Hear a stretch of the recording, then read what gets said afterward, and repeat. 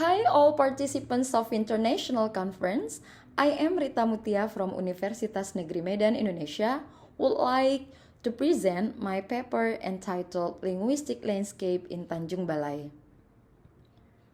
My slides will consist of 5 parts. The first part is introduction, and then review of literature, methodology, finding and discussion, and conclusion.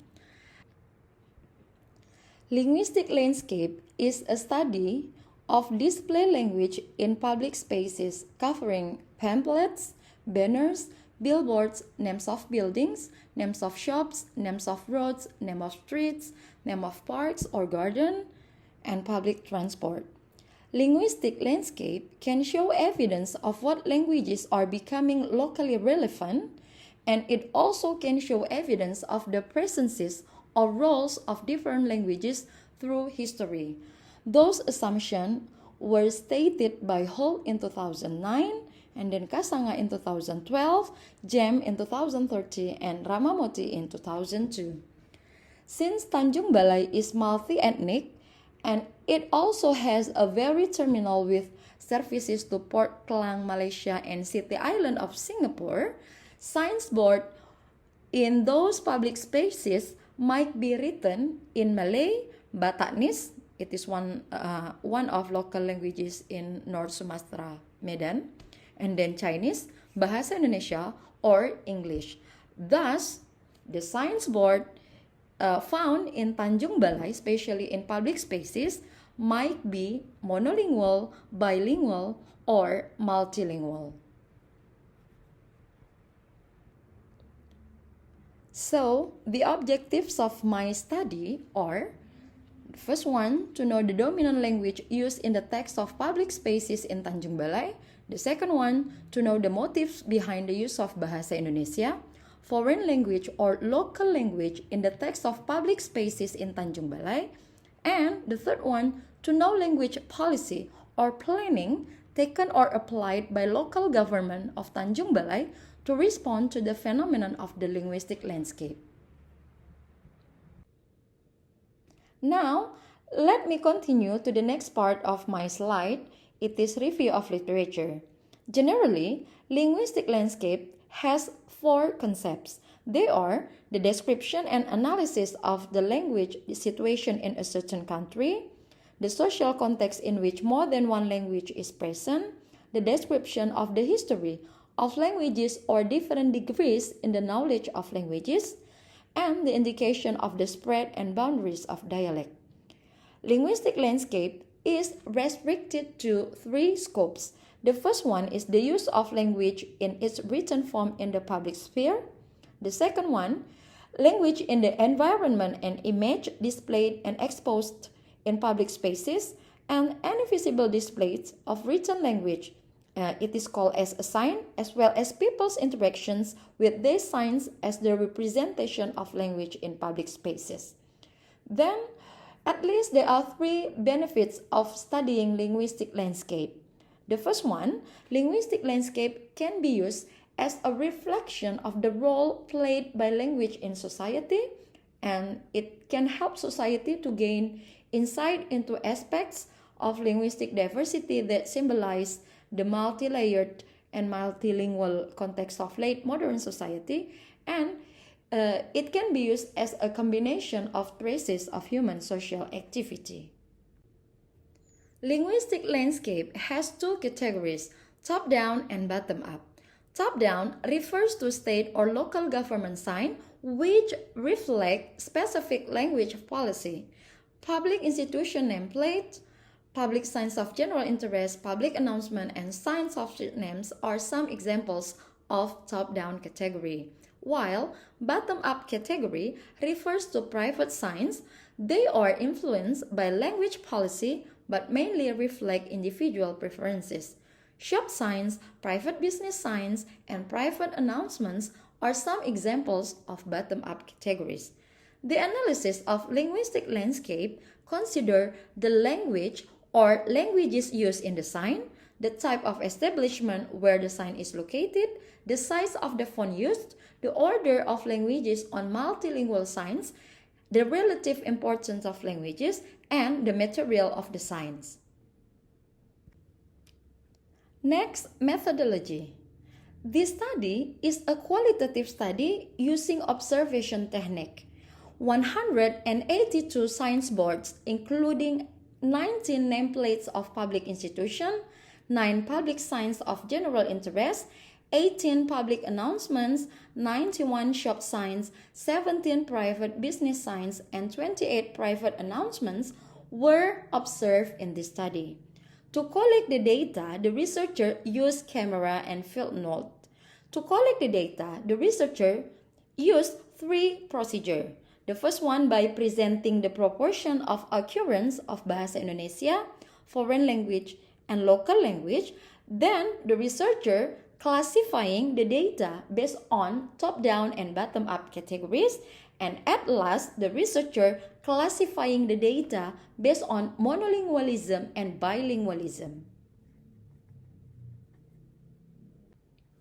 Now, let's see finding and discussion presented in the table based on top-down and bottom-up categories. From this table, we can see that the bottom-up category had a higher number compared to top-down category.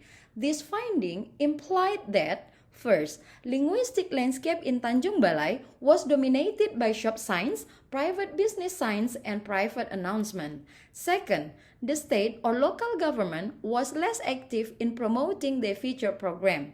Third, the local government did not maximize the use of public spaces to announce crucial matters such as excellent services, achievements, short and long-term development plans. Fourth, Tanjungbalai still had a very limited number of general interest facilities. And the last one, the fifth, shop signs had the highest number. This indicated that the people of Tanjungbalai had good entrepreneurial spirits to build and refix their economic condition. Next, let's see findings based on the monolingual proportions of occurrences. From this table, we can see that Bahasa Indonesia was dominantly used in both categories, top-down and bottom-up. In the top-down category, public institution only used Bahasa Indonesia. Public signs of general interest used Bahasa Indonesia dominantly, followed by foreign language, but no public signs of general interest in Tanjungbalai written by using local language. Bahasa Indonesia was also widely used in public announcement, but there is only one public announcement was written by using local language. In the bottom-up category, from the table, we can see that the shops also use Bahasa Indonesia dominantly. Private business signs such as offices, factories, or agencies and private announcements had the same phenomenon. They used Bahasa Indonesia dominantly, followed by foreign language. But none of private business signs and private announcement uses local language. Those findings implied that the local government realized the legal basis as stipulated in Ministerial Regulation of Home Affairs number 81/2012 related to naming, abbreviation, and acronym guideline. Therefore, public institution signboards were written in Bahasa Indonesia. The second implication is the local government failed in promoting local language even in potential sectors such as in public spot including parks, garden, tourism, attraction, and public announcement. Third, the local government of Tanjungbalai had more pride in using foreign language to introduce its landmarks. Thus, none of public signs of general interest was written by using local language. And then, business people tend to use Bahasa Indonesia and foreign language to penetrate business opportunities and to gain profits. By using Bahasa Indonesia, they assume that the societies would have a good understanding of their products and services. To our advantage, they announce them by using also Bahasa Indonesia and foreign language. According to them, both languages were very effective to attract old-fashioned customers and modern customers. And the last implication is that low local language usage in top-down and bottom-up categories indicated the failure of the local government of Tanjungbalai in promoting local language. The last findings, based on the bilingual proportion of occurrences, can be presented in this table. From this table, we can see that in the top-down category, bilingualism only occurred in public announcement, while in the bottom-up category, bilingualism occurred in all types of items, such as shop signs, private business signs, and private announcement. The text in public announcements were written by mixing Bahasa Indonesia and local language. The bilingual use of Bahasa Indonesia and foreign language, or foreign language and local language, was not found in public announcement. In the bottom-up category, the mixing of Bahasa Indonesia and foreign language was widely used in all types of item. The combination of Bahasa Indonesia and local language was only found in one shop sign, while the combination of foreign language and local language was found in 3 shop signs. Those findings implied that the mixing of Bahasa Indonesia and local language was done by the local government to make multi-ethnic societies in Tanjungbalai understand the message of the announcement. Thus, they could transfer them to other society members. The act of mixing Bahasa Indonesia with local language or vice versa became an effective way to convey messages to the public.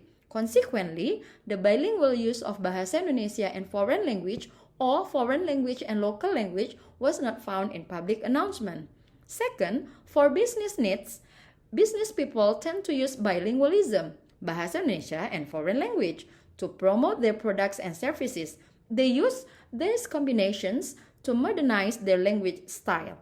And the last implication is business people in Tanjungbalai had different marketing strategies in naming shop signs. Some preferred to use Bahasa Indonesia combined with foreign language, and some preferred to combine Bahasa Indonesia and local language, and others like using the combination of foreign language and local language. Finally, the conclusions of my study are: the first, the study of a linguistic landscape can draw language policy and language planning in a certain area. In Tanjungbalai, North Sumatra, Indonesia, Bahasa Indonesia is dominantly used in the top-down category and in the bottom-up category. Then, the texts in public places are written monolingual and bilingual. In terms of monolingualism, the texts are dominantly written by using Bahasa Indonesia, while in terms of bilingualism, the texts are widely written by using the combination of Bahasa Indonesia and foreign language.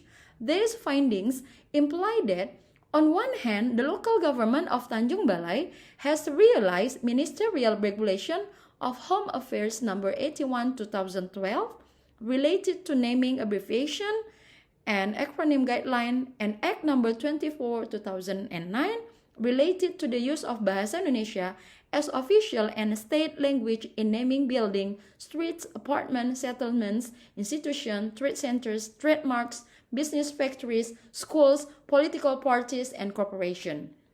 But on the other hand, the local government has failed in maintaining local language. The local government cannot attract societies in using local language specifically in the category of bottom-up. Business people like using foreign language better than using local language to introduce their shops, brands, products, and services. And the last conclusion is the study of the linguistic landscape can contribute to the study of multilingualism and bilingualism, as language signs are indicators of the language used in a specific setting. The spread of multilingualisms and bilingualism can be self-reflections to local government when determining further language planning and policy to maintain the local language.